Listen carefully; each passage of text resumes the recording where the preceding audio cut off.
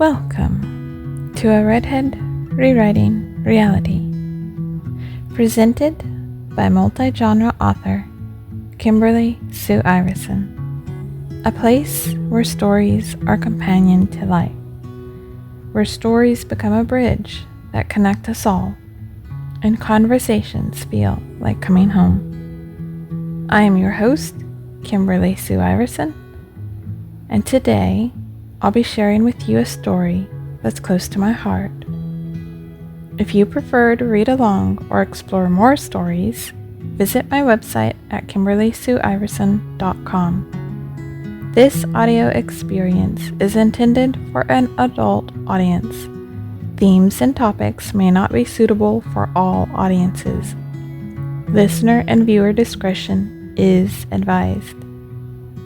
Now, get yourself comfy and make yourself at home as we explore today's tale. Giving Up on Self, Part 2. This is Part 2 of 3. Before I continue, I wanted to mention something. A couple somethings, actually. I try to get the audio done for these podcasts between Wednesday and Friday, as I mentioned. But in this house that my brother and I are in currently, we are in kind of like a valley compared to where we were, which was the top of a hill. And I've noticed that the upload speeds can act up here. Same thing that we had at the top of the hill, so it's not that.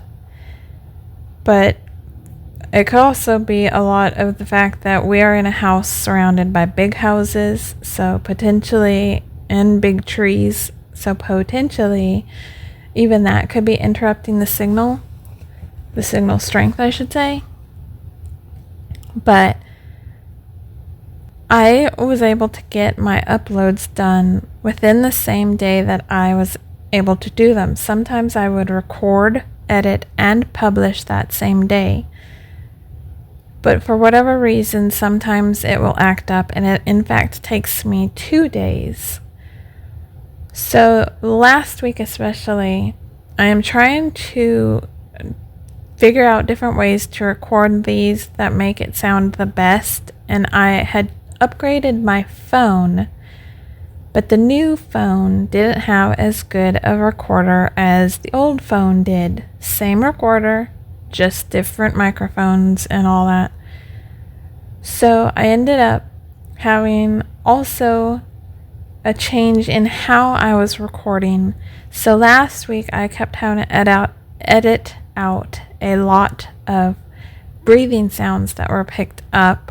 Some I couldn't because I would say a word or the dog would move at the same time that I said a word, and it was hard to edit that out even if I tried to edit it down to make it sound better.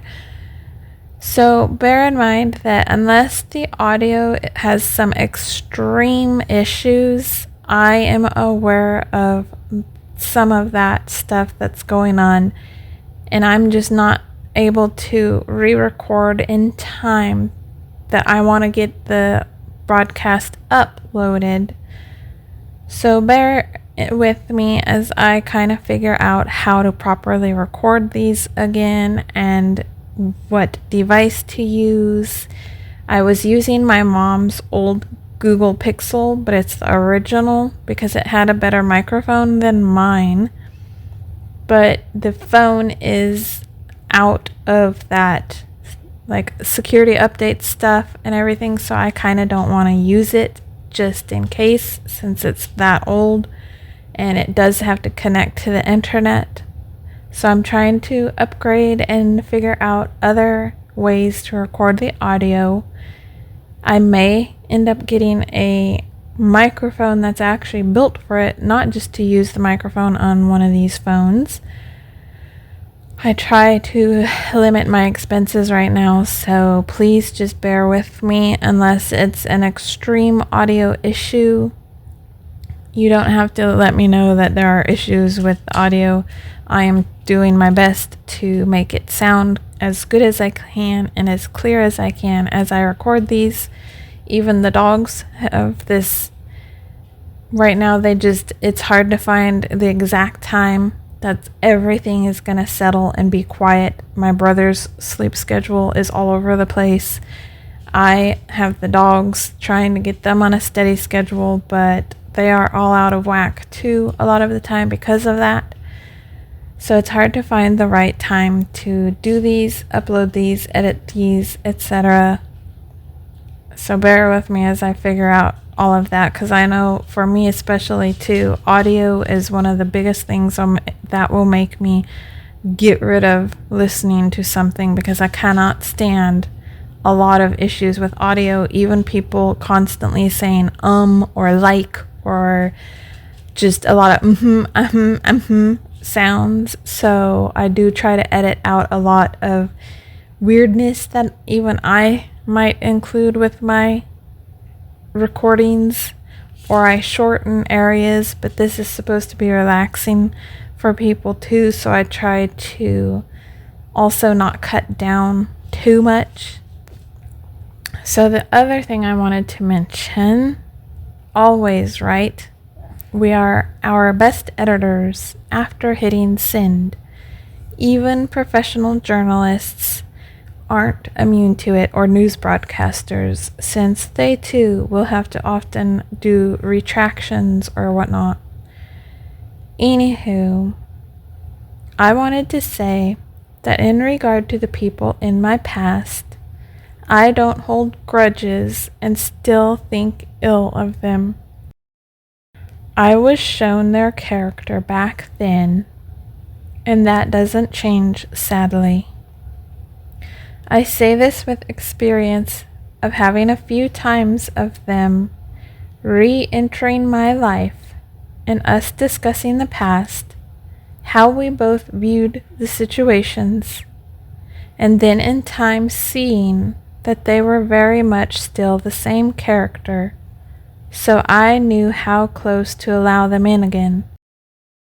As much as I don't always want that, and want to just allow that closeness to happen again, I am also very cognizant now of my mental health and what they'd do to it if allowed that space.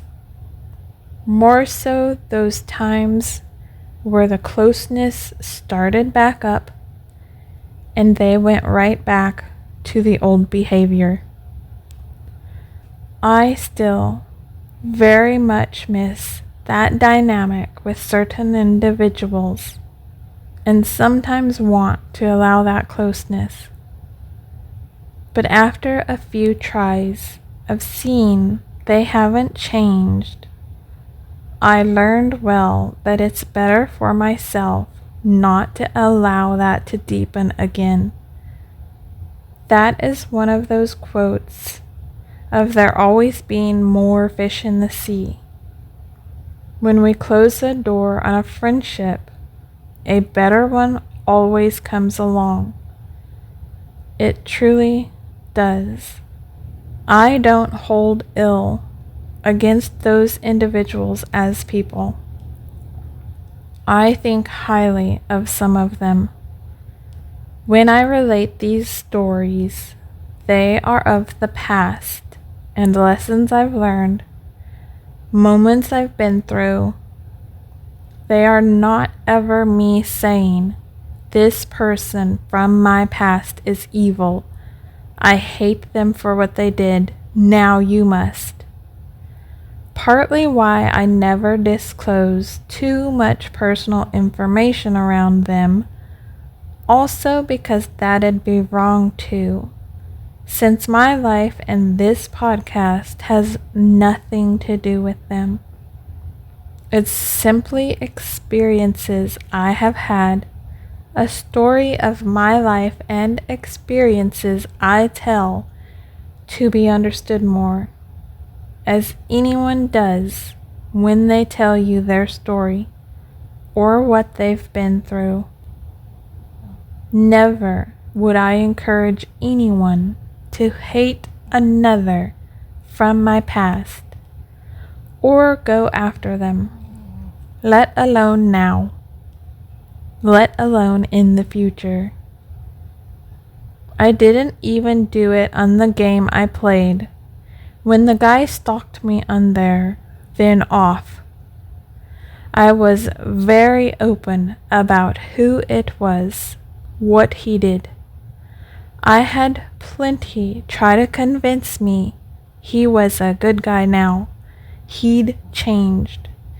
He was no longer like that. He was doing better. Then, many long months later, over 6 or so after I'd dropped it and said nothing about it for the sake of those around me, so they wouldn't continue to try to tell me all about how he was so much better now.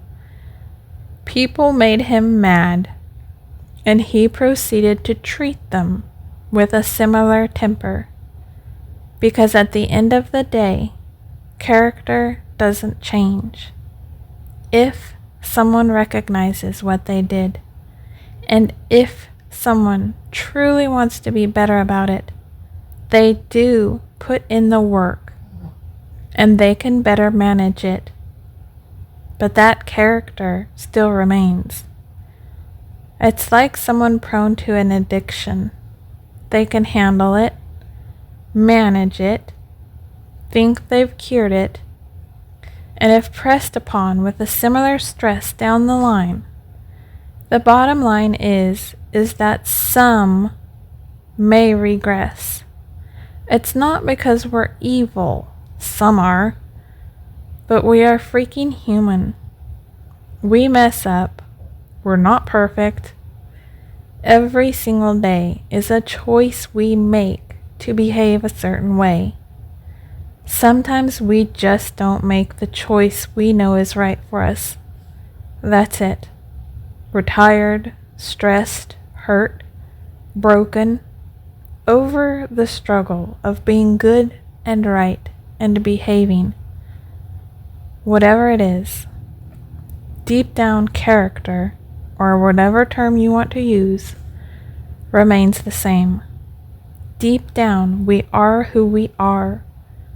We change because we want to, and we make those choices to behave accordingly. Doesn't mean that deep down it isn't there. We just do better about handling that side of us in a better way. I am no better than people of my past, you, or anyone else. I am simply here, existing, telling my story, trying to rewrite it to be a better one in the end, and doing the best I can to manage all the bad aspects of my character and personality. We are all doing the best we can at this present moment, and always will be. So never ever believe I haven't still spoken to these people I speak of, or worked things out if we were close or otherwise. This is not a story of them being evil, only the part they played in shaping this person I am now.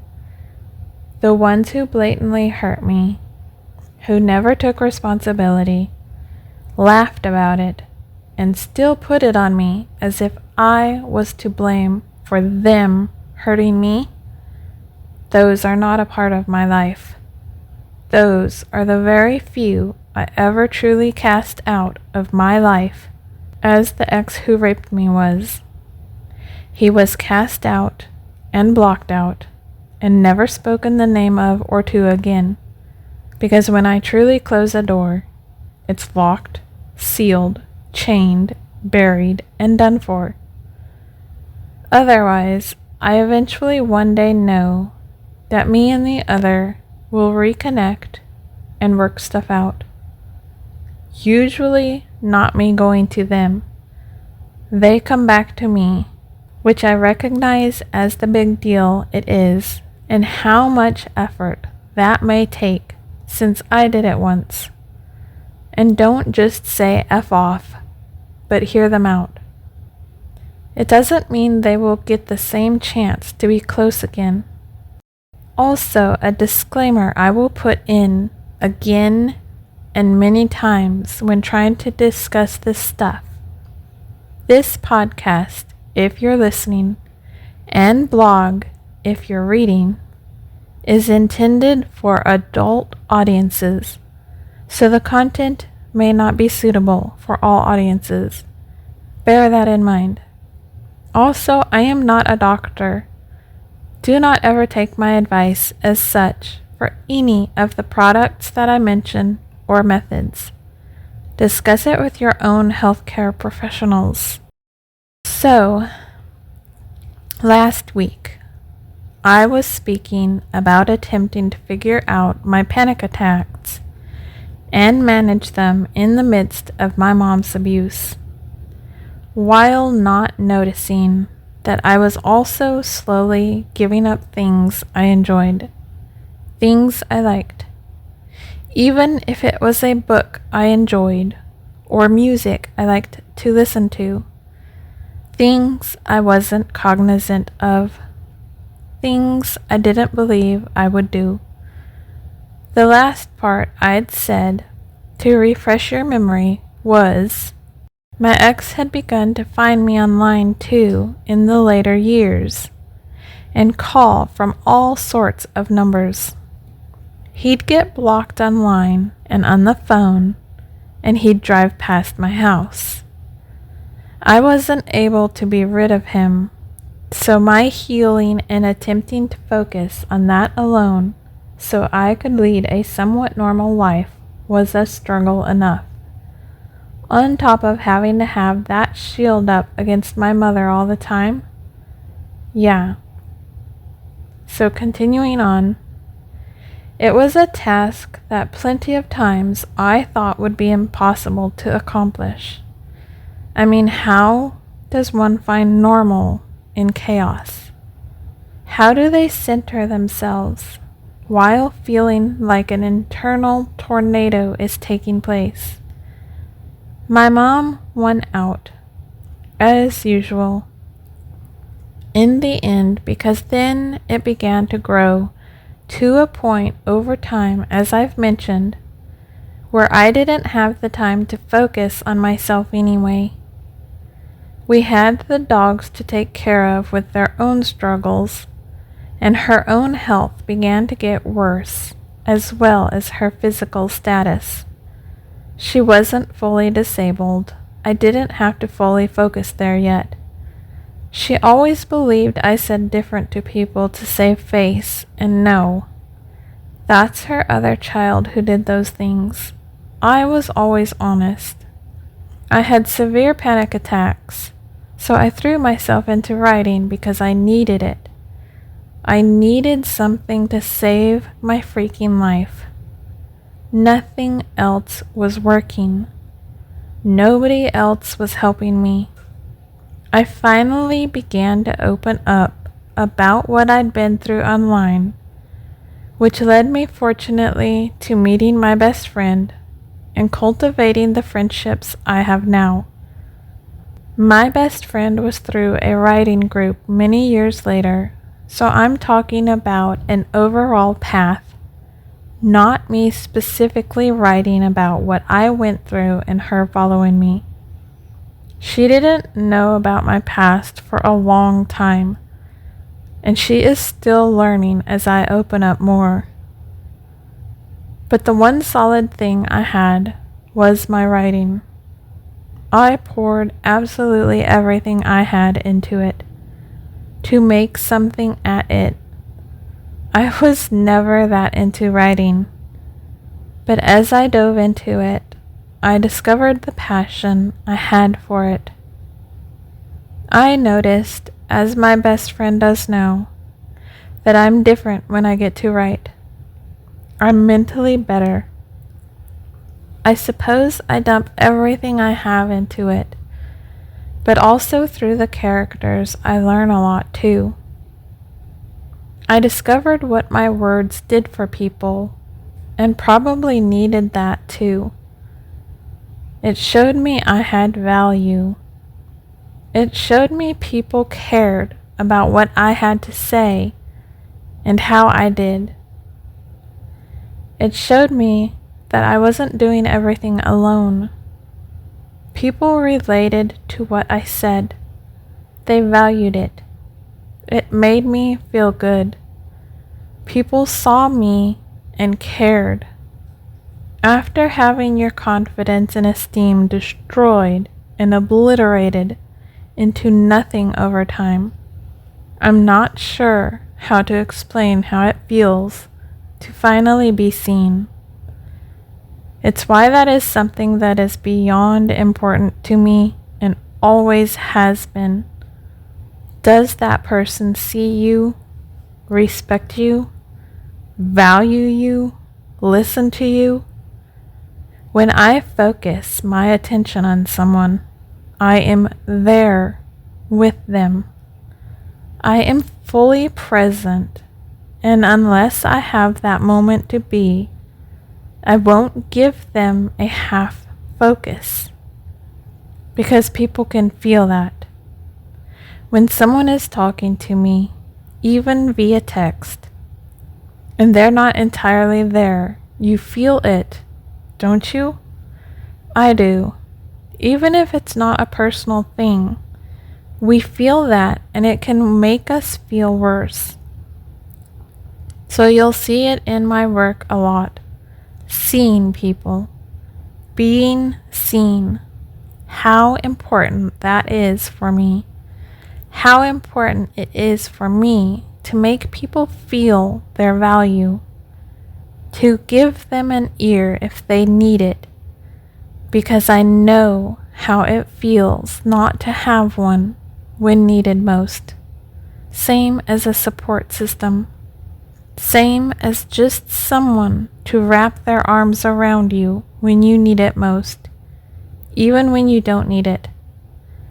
Because though touch was a bad thing for me for a long time, I never denied a hug, just to have someone walk up and wrap their arms around me. All I needed for a lot of time. Sadly, when you have this air of strength and confidence around you and do not touch vibes, I think it can scare people off. I don't think that about self. I have heard from some how intimidating I can be to approach, or how I come across like a, total opposite. I'll hug anyone and everyone and drop everything when someone is in a bad space and needs a moment of time to be heard. Over time, though, I did stop focusing on myself and prioritizing whatever brought me personal happiness, which even included downplaying my looks. Not just because of being raped, not just because of my mom's personal attacks, or her getting to the point that, as I've mentioned, she needed more time from me and didn't let me have that time to self. Near the end, I was lucky to have 30 minutes to myself before my mom would call for me. That last week, I was even having to remind her to wash her hands, help her get up and down. She had truly just checked out. When I found time to write and worked with my schedule, you've heard me say a lot of it was around when my mom slept, because then I was allowed to focus on myself and do whatever I needed to. The past 5 or so years, my focuses went to the house, the dogs, the yard, cooking, everyone but me. My work was around me. How I said I'd even become a willing accomplice to allowing a lot of those changes. It's not as if I was cognizant of it either. Not that it wasn't justified. Not that I didn't have good reasoning behind it. Not that it was for entirely wrong reasons. Everything led me to this space, and I'm not one of those who holds onto regrets forever. I'm still in the midst of that space at this moment where I regret a lot of the losses from the house that shouldn't have been lost, but that's going to go away. I don't hold on to grudges forever. I don't walk around hating my ex who raped me and holding on to that while he lives a great life. I don't think about him much or provide him that energy. I have no idea where he is, what he's doing. If he crosses my mind, I allow it, then allow it to go. Could he still be keeping tabs on me? Yes, I am cognizant, but I'm also not going to hold on to that fear and allow it to alter everything I do. I'm not going to sit around wishing him ill while it makes me ill in the process. I don't allow someone to occupy that level of internal energy. Yes, there's a way to do it, while having an overactive mental space. My mind just doesn't focus there. And then to top that off, anyone who has followed me long, you'll recall that I mentioned about 3 years ago now, I think, I'd gotten so bad off physically that I had to use 2 hands to lift a water glass or a milk jug. The milk jug pushed my limits at times. The neighbor had even come over a year ago-ish to help me weed the yard, and her husband trimmed back trees, which I was incredibly grateful for because, as I explained to them, I couldn't lift my right arm, not even to shoulder height. Below it was all I could manage. I got to the point where I couldn't lift much at all. I was so bad a few years ago that I had to move my legs with my hands when I got in bed. Almost a semi-paralytic aspect would come over them. When I slept, attempting to turn my body over or move a limb, my God, I don't even know how I managed it. It took everything out of me. I didn't tell anyone how bad it was for a while. I managed to hide it since people weren't around me that much, and the only one who'd been around me the most was my mother. Let me tell you how well you can hide something from someone like that when you need to. I had no intention on allowing her to know how bad off I was, which is probably what led also to my body finally just pretty well giving up when she passed. Considering that even a normal bathroom habit could get me critiqued, and bear in mind that it wasn't just at home. I'd been the one taking my mom to her doctor appointments for a long time, up until I gave up driving because of my eyes. I would be sitting there in the appointment with her, and she would start talking to her doctor about my quote-unquote abnormal bathroom habits.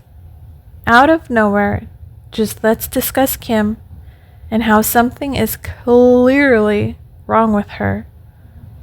This doctor would, of course, take her comments seriously. I would have to try to convey to him quietly with a smile and shake of my head that no, nothing is wrong. The mannerly and polite way. She'd just been trying to, I don't remember how I put it, the polite back off kind of thing, where it was not alerting the narcissist's temper, while also trying to get this random stranger who is suddenly concerned to understand she is making this up because she likes that control. That's it. That it's something she's creating a story around in her mind and for them so she can create some fun for herself. When you can't also say that sort of thing, because then they focus on you, like what is wrong with this individual that they are speaking about their mother that way? Why are they working so hard to convince me of nothing being wrong? Oh, how often I had to manage the emotions of all around me through that sort of thing. Trying to convey to people she's making this all up, while also trying to do it quietly and politely so I don't get into trouble with them telling her if she wasn't there, while also not then having to be put in that space of defending self for being rude toward my mother, while also ensuring that individual didn't then take a comment seriously if it were a doctor or otherwise, to the point I was in the hospital in the next minute. No, I'm not at all joking with that. I'm not being dramatic. It was my reality. Once, after my father passed, I was talking to a neighbor who I made comments to that I guess upset her and worried her about me. I was probably frustrated, hurt, and venting to her. I can't fathom what I said. Later, we did work it out, and she realized she took that too far too. But she'd forgotten who she was dealing with, so brought it up to my mother. Well, then my mother casually planned a get-together for me for another neighbor of hers before I knew she was doing that and being aware of it. She loved to be like, they wanted you to come by and hang out. They asked you to come over. Lies. They were manipulated, like I was, into thinking the other side wanted it and fed enough information that neither of us doubted the truth and were convinced that this manipulation was both wanting to hang out. A control aspect and manipulation, so she was the chess player moving us as pieces to her own benefits and enjoyment. So I went to visit this secondary neighbor, and suddenly they get a phone call. I'm told it's for me. I'm going, what? I rarely come to this house, and nobody knows I'm here, but my mom probably. Well, it's the emergency department nurse at the hospital, prepared to put me on a 24-hour hold or whatever that's called, suicide watch and all. I am utterly blindsided and confused and frustrated and angry and a million emotions right then. So I have to immediately put on my thinking cap, my mannerly and behaved polite girl attitude, rather than lose my shit. I gather real fast that this woman is thinking I am about to commit suicide for whatever reason, and she's ready to send an ambulance because apparently my mom convinced her I was that bad off. Also the fact that if my mom got me into that space of being in a hospital with her in control, the likelihood that I got back out of the hospital anytime soon, let alone within the next few months, slim to none. You can argue all day long that they can't do that someone would have believed me. Experience is a no to all of that. Because if my mom got me into a space where she had that control over me, she would not want to give it up that easy. And she was, as you've probably noticed, a master manipulator and expert liar. So this woman talks to me, and I am truthful about, I think, most of what I said. I also realized I am in a house with two grown older adults who are convinced I'm this bad off, talking on the phone to someone who probably has full permission to take over and call an ambulance to quote-unquote save my life. And so I was careful with what I did say or how I said it. When faced with those situations, calm and quiet, not loud and over-speaking them, wins out.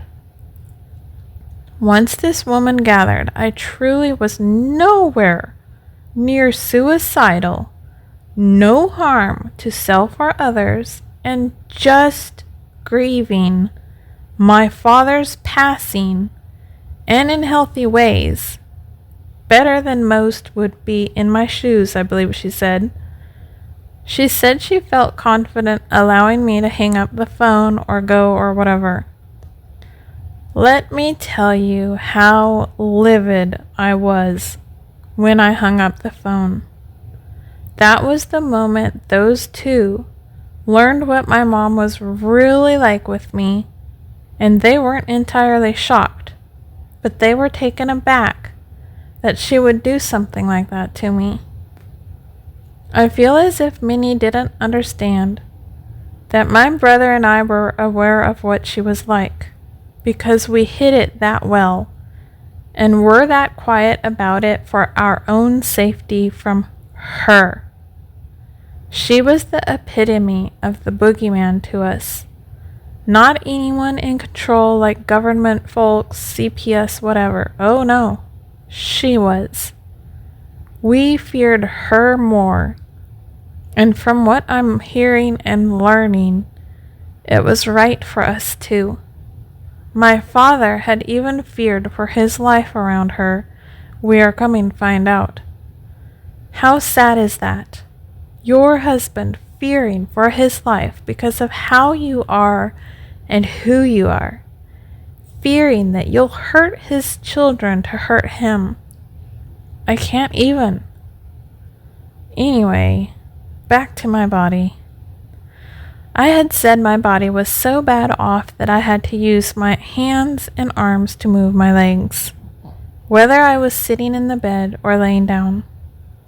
I kept trying to maintain my yoga routine at the very least, because like others have said who heard me talk about this, I figured stretching the muscles would help. Figured that was all I needed. I was still active too, bear that in mind. I was still attempting to work out daily, thinking that what I read, if it was fibromyalgia I was getting, that it could help me. Whatever was happening, potentially that would keep up the muscle strength and help me recover or get better. So I kept pushing it, even if it was just a few minutes of yoga. I'd had pain bending, but I was figuring the muscles were tight. Yoga could help that. Then I could barely get down on the floor and back up. Then I got to the severe point that I was actually in tears when I bent down one day and couldn't get my body to work right. Not out of frustration. That level of pain in my knees when the muscles were stretched from being bent, as if someone was using a razor to slowly slice them open. It was excruciating to bend my knees and the muscles that way. I couldn't do it anymore without my body giving out from that level of pain. It would fight back and I would buckle to avoid whatever pain there was. That is when I slowly pulled back from yoga and using my weights. Maybe I was just pushing myself. I would grow so tired I felt I could sleep on my feet. So I pulled back more. I was using my recumbent bike. That was too much. So I kept pulling back, but nothing was helping or working. So I finally had to accept defeat, as I'd mentioned long ago, and said I can't do it anymore. The girl who used to climb trees like a little monkey, who hated sitting still, even now can't, for more than a few hours, who started to use weights when she was young, and who'd been in cross country and played basketball with friends, tennis, badminton, used her boxing bag, walked hours a day around where I lived, could lift 60 pounds like it was nothing, you name it. I said I had to stop working out and finally let my body heal, because it had been telling me what it needed and I didn't want to listen. I couldn't even lift a pound without suffering. I couldn't stretch my legs, my arms, anything without suffering severe pain. I could barely move. I had to use my mom's cane I bought her this one day last year because the pain I was in made it hard to move, to the point I made noise as the air puffed out because it hurt so bad. I had far too many helpful comments too to try, not just as my body got worse, but in general when they heard what I dealt with. One guy heard me mention the stiffness and said I just needed to stretch more, as if I was silly to consider not. I'd been taught how to properly stretch when I was in 5th and 6th grade, because my cross-country coach ensured we knew how to stretch properly, since he was also our gym teacher. I did try a lot of the supplements suggested, and like usual, nothing was doing me any good. Try this CBD oil or this hemp supplement. It's amazing. Try this lotion or that vitamin. You're probably just low in this. I gave much of the advice a good go. Did it as well when I'd had panic attacks. If you want to know what worked for those, I can go into it, but always remember I am not a doctor. This is not advice. It's always just what works for me. It's best to do your own research and trial and error with a health professional. Nothing worked for my body. That was when I finally said, it's time I force myself to drop all workouts and limit my mobility and movements. Just listen to my body as I have done for years and let all that go. Give it the rest it has been demanding after years of being a caregiver to my mom. Well, over 6 months or so later, around the time of my brother and I being forced into selling the house and packing, I started to pay attention to my body as much as possible because of all that had took place, taking careful note of when and how to push myself, being careful of not doing so, cognizant of the things I did. I didn't want to end up in a hospital bed, obviously. I also began to notice something about needing to gather the donations. I'd given my body over 6 months of completely backing off it. I'd say 1 year, and it could have been, but I want to be safe on estimating timeline. I thought it'd be years before I recovered anything or felt better. I was scared it was permanent too. But I noticed when I had to carry heavier bags, if I didn't have to bend down to pick them up, I could carry that weight in parts of my arms, meaning all that strength I'd built was still within the muscles. I just couldn't activate it in certain movements, like bending down to pick up the bag. That would take a lot of my effort. That part was way better than before, though. The point is that I came to see that I still had the strength inside. I just couldn't seem to access it. It was a fascinating realization to see that I had a lot of that strength, but only in certain ways could I see that it was still there in the muscles. I say that while also still noticing that what affected me was the stiffness, the lack of stamina, and energy. So though I had that strength within there, that didn't mean I still had stamina, energy, and lack of pain or stiffness. I am still very much in a space of if I sit too long, I become stiff, so when I move, it hurts. But if I move too much, I become weak and sore and need to sit to breathe. Near my period or when it rains, oh Lord, my body. So both methods activate different aspects of all of that. Like yesterday, I took a very much needed break and didn't do too much. Well, when I went to bed, I was very stiff overall and had pain in my shoulder. Severe pain.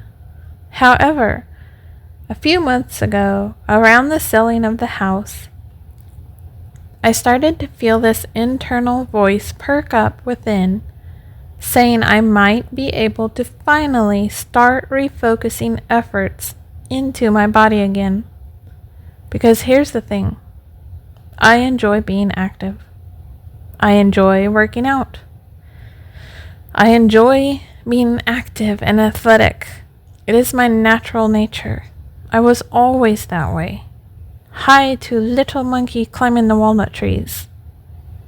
On top of that, I did decide on a life of taking care of my body around when I was overweight and had gotten to the point I couldn't run up the stairs without being out of breath. I believe that was around 16 or so. I was really overweight and I felt horrible. My skin looked horrible. I had terrible insomnia during those years. I was miserable and depressed, and that's when I was suicidal. So I wasn't doing well. During those years, my sexual abuser was still abusing me too. It began trickling off around that age, but it was still there. So I wasn't happy at all.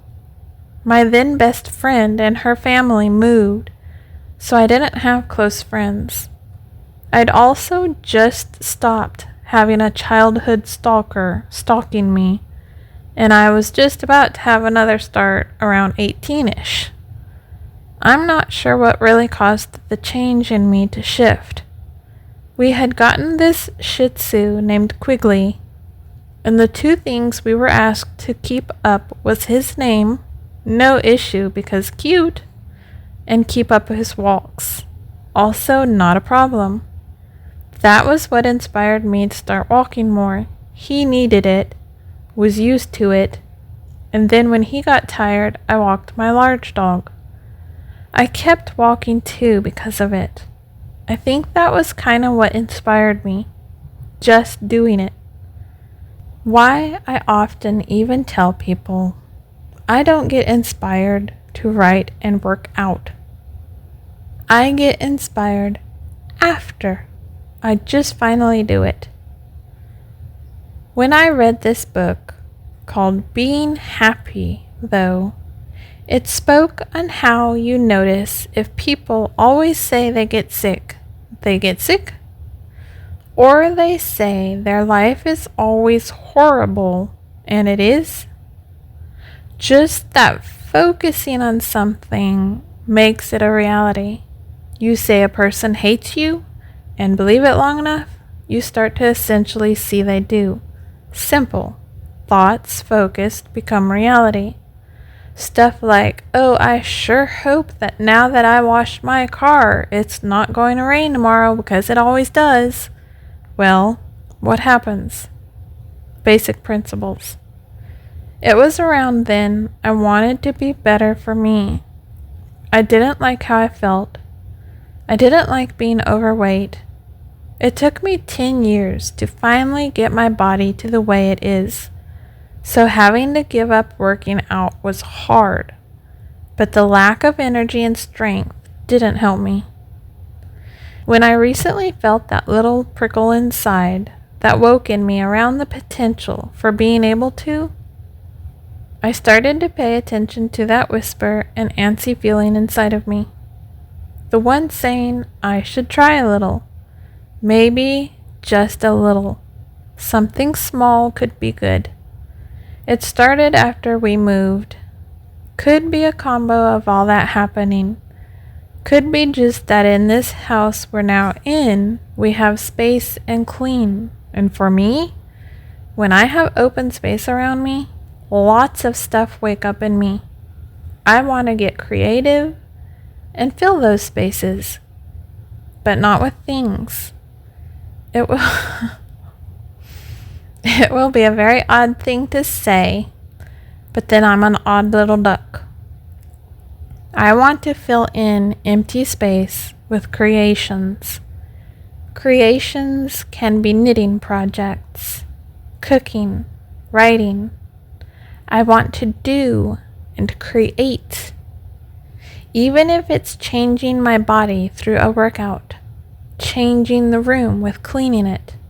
I want a before and after, a creation of my making. I don't feel I'm speaking that right, but hopefully you understand.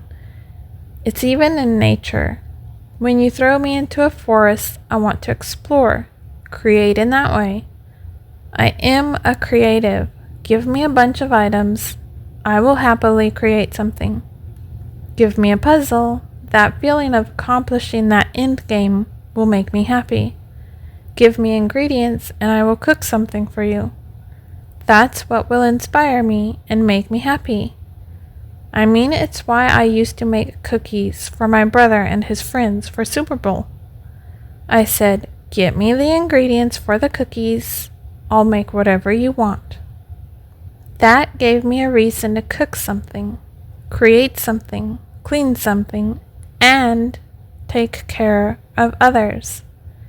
Doing something for another that they'd enjoy and make them happy, which makes me happy. I'm an odd little happy duckling, right? Yes.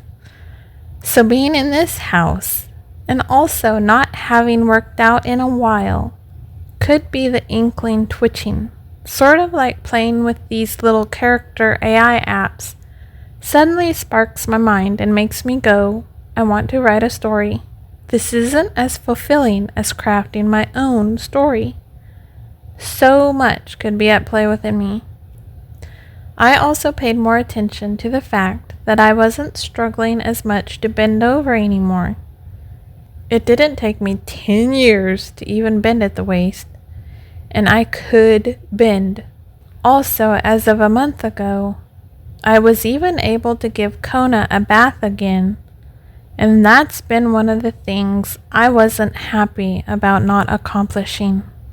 I couldn't clean, I couldn't work in the yard, and I couldn't take care of the dogs and give them baths as frequently. Also, that's not good for them anyway. But everything depleted my energy too. So noticing that I wasn't as dead tired and was able to remain more cognizant throughout the day was another massive benefit. Brain fog was easing. All of that, though, led me also to consider me in general. Getting my writing back on track is a me thing as much as work. But even no longer purposely choosing clothes strictly to avoid being verbally attacked. Taking the time to take care of my hair and my skin again.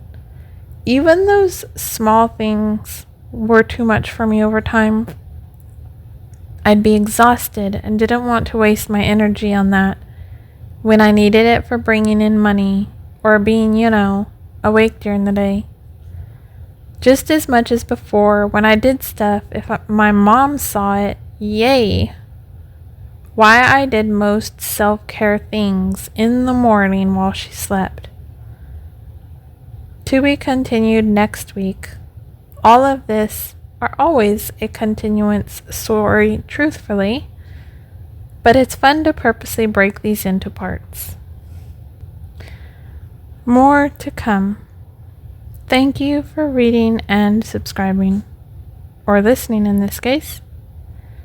I know how valuable your time is, so it means so much that you're here, and I'm beyond grateful you chose to spend this time with me. What are your thoughts? Engage with me and start a conversation.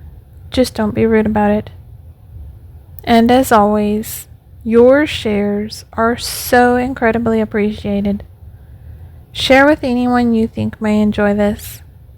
Word of mouth is the best form of expanding the reach, so this reaches the eyes and ears of whoever may enjoy it. My donation link, if you'd like to support this and help keep it going, is ko-fi.com/Kimberly Sue Iverson. That's ko-fi.com/Kimberly Sue Iverson. Every little bit helps. So thank you for your generosity. Remember, apparition weavers, everyone is fighting battles inside nobody can see. Who are you willing to see today? And who are you willing to let see you today? If you want to follow me on social media, you are more than welcome to, or connect with me on a social site or wherever I am active. You can find all the links of my official profiles on my website all the time under KimberlySueIverson.com/link cave. You can find that in my menu at the top of the page on the website. Otherwise, it's very simple to always find me. If you look up Kimber Bites, Kimberly Sue Iverson, or for Snapchat, I use Feisty Kitty. That's FEISTYKITTY. I'm not really active on Snapchat. It was just, I only put that on my phone for a friend of mine I was talking to at the time. But I do leave it up now, just in case that's something someone prefers to use. Otherwise, for Telegram, Threads, Instagram, Facebook, X, Blue Sky, all of the socials and messengers, you can find me under one of those. Usually Kimber Bites is the one I use most. Instagram, Threads, and Facebook, I believe, are the only three that have my full name, Kimberly Sue Iverson. Want a chance for your story to be featured? Whether you're an author starting out, published and want to boost, have a tale of old to tell that has been passed down through family, or just want to share your own life experience, get in touch. Email stories2read@KimberlySueIverson.com. That's stories2read@KimberlySueIverson.com.